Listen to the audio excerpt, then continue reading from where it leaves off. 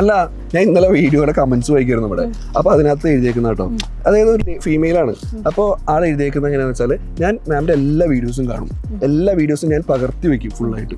എന്നിട്ട് അതെല്ലാം എൻ്റെ കയ്യിൽ ഒരു ഡയറി പോലെ ഫുള്ളായിട്ടുണ്ട്, എല്ലാ ക്ലാസ്സും. പക്ഷെ എനിക്ക് പറയാനോ കമ്മ്യൂണിക്കേറ്റ് ചെയ്യാനോ പറ്റുന്നില്ല. പക്ഷെ കമ്മ്യൂണിക്കേഷൻ ഇതിലെല്ലാം ബെറ്റർ ആയിട്ട് വേണ്ടത് അല്ലേ? 4-5 വർഷമായിട്ടുണ്ടല്ലോ എനിക്ക് ഇതുപോലത്തെ ഒരുപാട് ബുക്കുകൾ ഇങ്ങനെ മെയിലായിട്ട് അയച്ചു തരാറുണ്ട്. കാരണം അത്രത്തോളം ആളുകൾ അത് എഴുതിയെടുക്കുന്നുണ്ട്, പഠിക്കുന്നുണ്ട്, പക്ഷെ ആർക്കും കമ്മ്യൂണിക്കേറ്റ് ചെയ്യാൻ പറ്റുന്നില്ല എന്നുള്ളതാണ്. അപ്പോൾ കമ്മ്യൂണിക്കേറ്റ് ചെയ്യണമെങ്കിൽ കമ്മ്യൂണിക്കേറ്റ് ചെയ്ത് തന്നെ പഠിക്കണം, പ്രാക്ടീസ് ചെയ്യണം. അല്ലത് ലേണിംഗ് മാത്രമല്ലേ നടക്കുന്നുള്ളൂ. എല്ലാവരും പഠിക്കുന്നുണ്ട്, വായിക്കുന്നുണ്ട്, കാണുന്നുണ്ട് എന്നല്ലാതെ ഇത് കമ്മ്യൂണിക്കേഷൻ ചെയ്താൽ മാത്രമാണ് ഈ ലാംഗ്വേജ് നമുക്ക് പഠിച്ചെടുക്കാൻ പറ്റുള്ളൂ കേട്ടോ. ഇംഗ്ലീഷ് മാത്രമല്ല ഏതൊരു ലാംഗ്വേജും.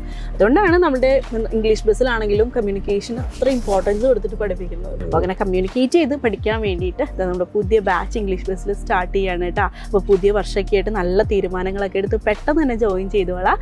ഈ മാസം തന്നെ നമ്മൾ പുതിയ ബാച്ച് സ്റ്റാർട്ട് ചെയ്യാണ് കേട്ടോ. താല്പര്യമുള്ളവർ താഴെ കാണുന്ന ഈ നമ്പറുമായിട്ട് കോൺടാക്ട് ചെയ്യാം.